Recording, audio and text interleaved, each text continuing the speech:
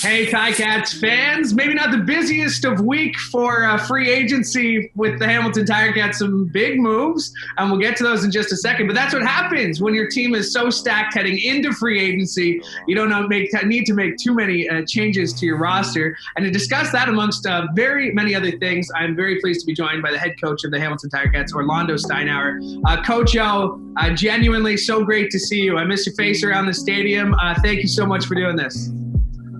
No problem. It's great to be here. I miss everybody too, but sign of the times, but we're going to make it through this. But it is great. It's great to spend some time with you. Thanks for having me on. Absolutely. Let's go back. We're going back a couple of months here, but you, of course, were announced you were coming back just a few short weeks before the new year, actually. Let's go back to Christmas there. And your coaching staff's coming back as well. How important was that continuity in a year where nothing has been continuous, right? To be able to bring that coaching staff back, you know, from your coordinators all the way down. What was that like, and how excited does that make you for the future of this club? Well, I think we've made no secrets about it, that we do think continuity is key. When you can keep it in place, there's nothing wrong with having fresh blood in the building, be it a coach or a player. But anytime you can keep guys together, we feel like there is a certain amount of benefit to that. And with that being said, we really didn't get a chance to see all of us work together, right, in 2020. And so the fact that they wanted to come back and be a part of it, we were able to retain the majority of them. A couple of them aren't back, but we're looking forward to 2021 whenever we take the field. Speaking of continuity, I mentioned it off the top, free agency. You were able to do a lot of work beforehand. And I know, even talking to some, to Berkey, that a lot of moves that haven't been publicized, there are guys who kind of rework their contracts to be able to come back here with the Ticats. What does that say to this organization that you've built something here and guys want to be a part of it for years to come?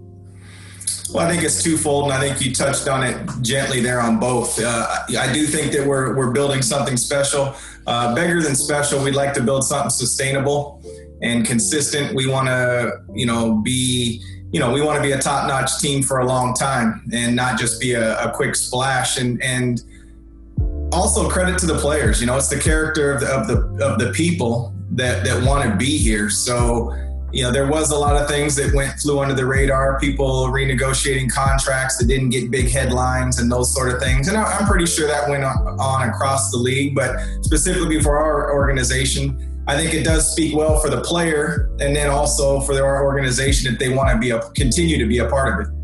How excited are you to have a healthy Jeremiah Masoli, a healthy Dane Evans, two of the best quarterbacks who have proven themselves over the last few years, having that 1-2 punch? What does that mean to you as a coach, and how do you feel like they'll work with Tommy together heading into 2021?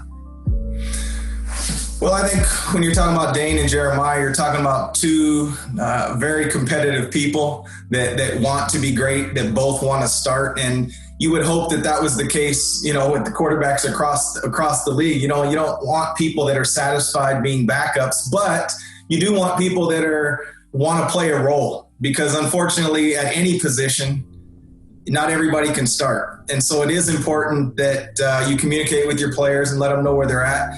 We're excited to have two great quarterbacks under contract. And, we thought we had something special with Dane, but until you get out there in a live game situation, you're really not sure. And he proved that he is a top notch guy.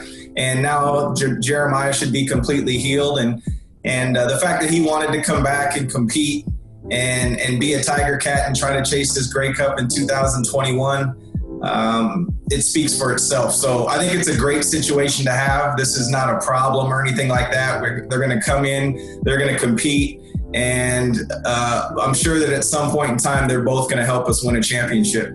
Braylon Addison deciding to come back after trying his hand in the NFL. You also added DeVier Posey, and that's in addition to bringing back guys like, of course, the MOP, Speedy B, Brian Jones, Jalen Acklin. I mean, an embarrassment of riches is a term that people use a lot in sports, but when you look at that receiving core, you have to be pretty excited about what's possible heading into 2021. We are, and that's why they're signed, and that's why they're Hamilton Tiger Cats. And we feel that the best football is still ahead of all those players that you named. And I'm not sure if you skipped over Tucker and there's some other guys like that. But and you say, well, how can Speedy top that? I think Speedy's gotten better just as a person. He's gotten better as a teammate. He's gotten better as a route runner. I think you can build on it. You know, getting better as an athlete and as your role for the football team doesn't always get measured in statistics. While we do expect Speedy to make his fair share of big plays, so will Braylon, so will everybody. And we think that's the key thing. And I think the other thing is football, unfortunately, is a game of injuries. And so if we're able to suit up with all of them all year, and there'll be some great competition coming to camp. You know, we like the guys that we have coming into camp. So, excited about that position, really excited about our football team, right? And that's the key, is how quickly can we become a team in 2021. And so just looking forward to getting back to it, but don't mind talking about it in the meantime. You guys have brought in, I mentioned Devere Posey. He's won a Grey Cup. Tunde Adeleke, he won a Grey Cup. JG, he won a Grey Cup. And now bringing in Ciante Evans as well. That experience, I know you guys have played big games before, but that championship experience in a year where we're hosting the Grey Cup here in Hamilton, how huge is that? And just on the point of Ciante Evans, what do you like about his game? In reverse order, I would say that Ciante, as we did our due diligence and background on him, first and foremost, he's a great person. And we, talked with some other teammates of his from the past, and we're very satisfied with who he was and what his role would be in our locker room and just as a person on our football team. Second, his playmaking skills have been there. He's been that since he came into the league, and he has had the confetti fall on him. He's a champion. And I think that that's an important ingredient. Whenever you can sprinkle that into your recipe, I think that that's always a positive. And I think you'll find that throughout our staff, whether it's been in our organization or not. I think that they have championship pedigree. And sometimes you get there and you don't win it, as we know. That doesn't mean that you're not a champion. I think that you can be a championship person and you can still understand what it takes. We won't let one moment in time define us, but very excited to add a nice experience piece to the puzzle like Ciante. I usually ask this question, after the day of free agency. Obviously, things have been different this year, but you usually guys are in a room. I'm sure there's some sort of virtual room that you guys are constantly talking in. But you sometimes have a plan going into free agency, whether it's certain guys or certain positions. How far along the plan are you when it comes to free agency? Do you expect to make any more moves in the next few weeks here?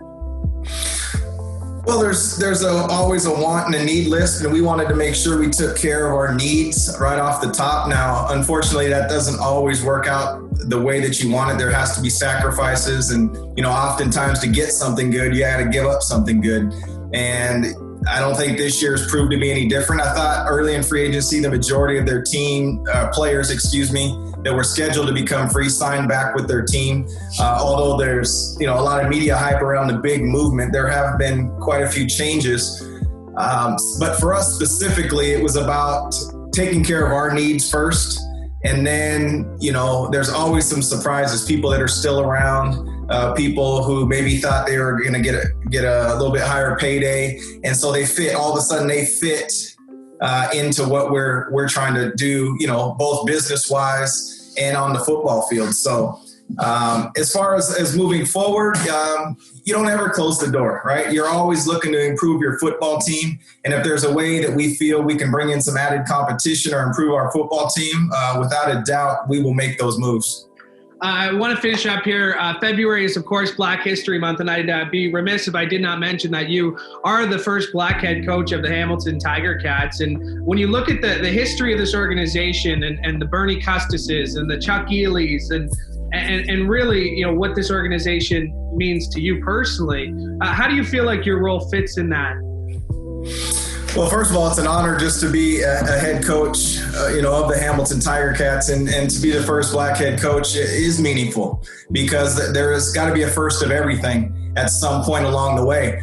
And I remember as a player, Bernie Custis just always sitting over there in the corner, just doing his thing. And at that time, I didn't really understand what was sitting there and how valuable and just wisdom and experience and what a genuine man was actually there. And he was, little did I know at that time, when I'm just a young kid trying to make a football team, just him being there for Ron Lancaster, being his quote unquote like right-hand guy, something he could bounce anything off of. And then as I was around longer and just learning that, fun facts like, he was a roommate of Al Davis and things like that. And just the being an educator and those type of things were really invaluable to me. He was, he really is in some sorts of way, he is a hero. And I remember Chuck Ely for the first time. Chuck was, I think, working for Investors Group the first time I had a chance. And he really took an interest in players off the field. And here's another guy who was a trailblazer and a trendsetter, if you will, who came through with the Hamilton Tiger Cats, but he was looking after me in a different way off the field already. And so, he was doing that back, when I was, in transition and those type of things. So I could go on and on about those guys, but I appreciate you taking some time in this program to recognize Black History Month. I think it's an important thing. We've sent an email out, and I'm always putting a Martin Luther King thing or something in there. And I'm a big quote guy, so I appreciate you bringing it up. But it's an honor to be a coach here in Hamilton. Absolutely, Coach. It's an honor to get to talk to you. So thank you for doing this. I know you're a busy man. Like I said off the top, it's not the same as us lounging in the chairs outside the locker room, but can't wait till we get to do that again. Thank you so much for doing this. All right, appreciate it. Bye for now, Louis.